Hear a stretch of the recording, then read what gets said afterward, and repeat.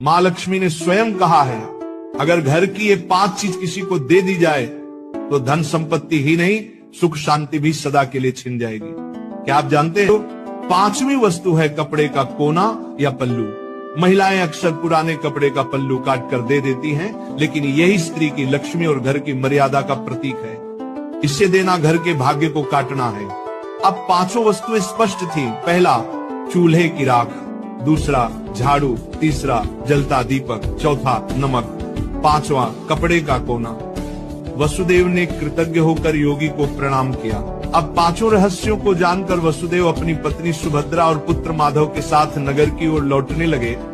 रास्ते भर वे मन ही मन माता लक्ष्मी के उपदेशों को दोहराते रहे। नगर पहुंचते ही उन्होंने सबसे पहले आचार्य देव के चरणों में प्रणाम किया और पूरी यात्रा का वर्णन किया। माँ लक्ष्मी ने स्वयं कहा है, अगर घर की ये 5 चीज किसी को दे दी जाए तो धन संपत्ति ही नहीं सुख शांति भी सदा के लिए छिन जाएगी। क्या आप जानते हो 5वीं वस्तु है कपड़े का कोना या पल्लू। महिलाएं अक्सर पुराने कपड़े का पल्लू काट कर दे देती हैं, लेकिन यही स्त्री की लक्ष्मी और घर की मर्यादा का प्रतीक है। इससे देना घर के भाग्य को काटना है। अब 5 वस्तुएं स्पष्ट थी। पहला, चूल्हे की राख। दूसरा, झाड़ू। तीसरा, जलता दीपक। चौथा, नमक। 5वां, कपड़े का कोना। वसुदेव ने कृतज्ञ होकर योगी को प्रणाम किया।